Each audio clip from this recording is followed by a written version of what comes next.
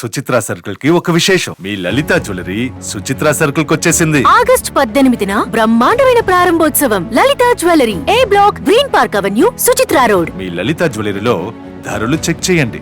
డబ్బులు చాలా చాలా ఆదా చేస్తారు. డబ్బులు ఎవరికి ఊరికే రావు.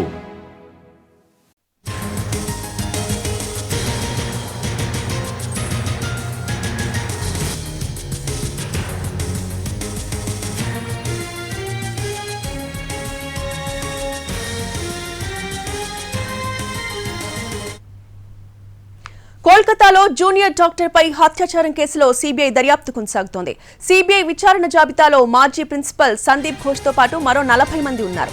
సీబీఐ విచారణ జాబితాలో నిందితుడు సంజయ్ రాయ్, అతడి బంధువులు, స్నేహితులు, మెడికల్ కాలేజ్లోని డాక్టర్లు, సిబ్బంది కూడా ఉన్నారు. వీరందరినీ ప్రశ్నించనున్నారు సీబీఐ అధికారులు. ఇప్పటికే ఆర్జీకర్ మెడికల్ కాలేజ్ మాజీ ప్రిన్సిపల్ సందీప్ ఘోష్ ను సుదీర్ఘంగా ప్రశ్నించింది సీబీఐ. ఇవాళ నిందితుడికి సైకో అనలైజింగ్ టెస్ట్ కూడా చేయనున్నారు సీబీఐ అధికారులు. సంజయ్ రాయ్ మానసిక స్థితిని విశ్లేషించున్నారు వైద్యులు.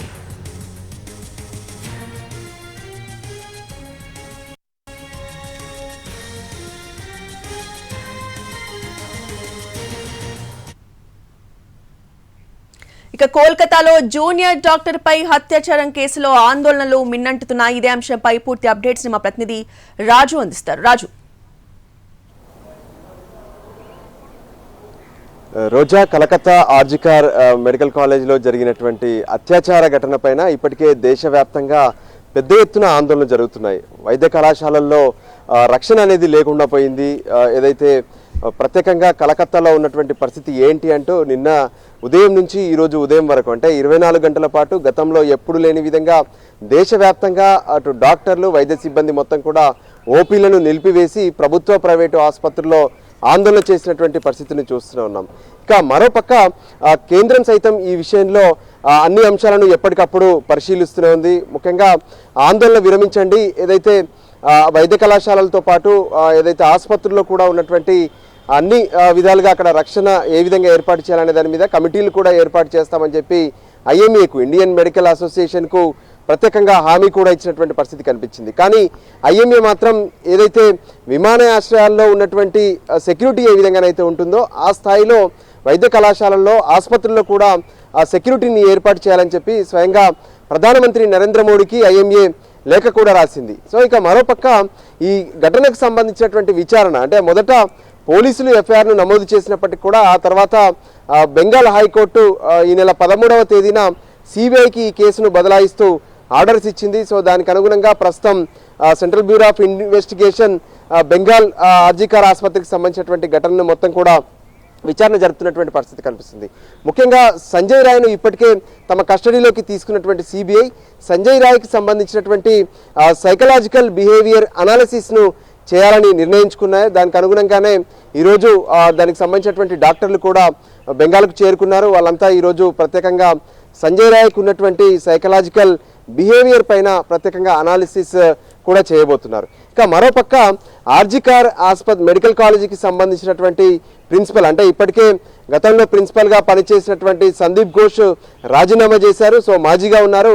అతన్ని కూడా సిబిఐ ఇప్పటికే సుదీర్ఘంగా విచారణ జరుపుతూనే ఉంది. వాస్తవానికి ఈ ఘటన జరిగిన తర్వాత, అంటే 9వ తేదీ ఆగస్టున ఘటన జరిగిన తర్వాత ప్రిన్సిపల్కు ఈ విషయాలు ఎలా తెలిసాయి, ఆ తర్వాత తను తీసుకున్నటువంటి స్టెప్స్ ఏంటి, ఆ తర్వాత జరిగినటువంటి ఆచరణ ఏంటి అనే దాని మీద ప్రత్యేకంగా సిబిఐ ఫోకస్ పెట్టింది. అందులో భాగంగానే ఆర్జికార్ మాజీ ప్రిన్సిపాల్ సందీప్ ఘోష్ను అయితే సుదీర్ఘంగా విచారిస్తూనే ఉన్నారు. ఇక మరోపక్క సంజయ్ రాయ్ ఎక్కడెక్కడ తిరిగారు ఆ రోజు, అంటే 9వ తేదీన తను ఆసుపత్రికి ఎందుకు వచ్చారు, తన ఇంటి నుంచి బయట ఎక్కడెక్కడ తిరిగారు అనే లింకులో ప్రత్యేకంగా తన కుటుంబ సభ్యులతో పాటు ఫ్రెండ్స్ని, దాంతోపాటు ఆసుపత్రిలో ఉన్నటువంటి కొంతమంది సిబ్బందితో పాటు డాక్టర్లను కూడా విచారిస్తున్నటువంటి పరిస్థితి కనిపిస్తుంది. ఇక ఒకవైపు సిబిఐ విచారణ కొనసాగుతున్నటువంటి నేపథ్యంలో బెంగాల్ ముఖ్యమంత్రి మమతా బెనర్జీ సైతం సిబిఐకి ఆదేశాలు జారీ చేసింది. ఈ రోజుతో సిబిఐ విచారణ పూర్తి చేయాలంటూ, అంతేకాదు ఎవరైతే నిందితుడిగా ఉన్నటువంటి సంజయ్ రాయ్ను ఉరి తీయాలంటూ కూడా ఆమె డిమాండ్ చేసినటువంటి పరిస్థితి ఉంది. మరోపక్క దేశవ్యాప్తంగా జరుగుతున్నటువంటి ఈ ఆందోళనల నేపథ్యంలో ప్రత్యేకంగా కేంద్ర హోంశాఖ సైతం ఈ అంశంపైన దృష్టి సారించింది.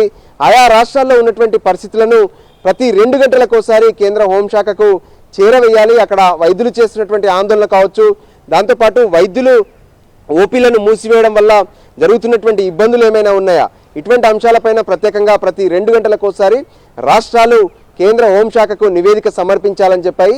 అయితే ఇప్పటి వరకు ఏదైతే ఆర్జికార్కు సంబంధించినటువంటి ఆసుపత్రి సిబ్బంది కావచ్చు, అక్కడ ఉన్నటువంటి మేనేజ్మెంట్ కావచ్చు, పోలీసులకు కానీ సిబిఐకి కానీ దర్యాప్తులో సహకరించడం లేనటువంటి ఆరోపణలు కూడా ఉన్నాయి. ఈ నేపథ్యంలో సిబిఐ మరి తన దర్యాప్తును ఏ విధంగా ముందుకు తీసుకెళ్తుంది? ఇప్పటికే అటు సందీప్ ఘోష్ ఎవరైతే ప్రిన్సిపల్ ఉన్నారో ఆయనతో పాటు సంజయ్ రాయ్తో పాటు మిగతా దాదాపు 40 మందిని విచారించాలని చెప్పి సిబిఐ లిస్టు రెడీ చేసుకుంది.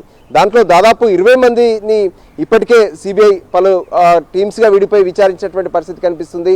మిగతా 20 మందిని కూడా విచారించిన తర్వాతనే సిబిఐ ఒక ప్రాథమిక నివేదికను ప్రభుత్వానికి అందజేసే అవకాశాలు కనిపిస్తున్నాయి. మొత్తానికి కలకత్తా ఆర్జికార్ ఆసుపత్రిలో జరిగినటువంటి అత్యాచార ఘటన మాత్రం దేశవ్యాప్తంగా ఉన్నటువంటి అన్ని ఆసుపత్రుల్లో ఆందోళనకు ఛాన్స్ ఇచ్చినటువంటి పరిస్థితి కనిపిస్తుంది. వైద్యులంతా కూడా ఆవేదన వ్యక్తం చేస్తున్నారు. వైద్యులకు సంబంధించినటువంటి రక్షణ అనేది లేకుండా పోయిందనే విషయం పైన ఇండియన్ మెడికల్ అసోసియేషన్ సైతం పెద్ద ఎత్తున ఆవేదన వ్యక్తం చేస్తూ ప్రధానమంత్రి నరేంద్ర మోడీకి లేఖ రాశారు.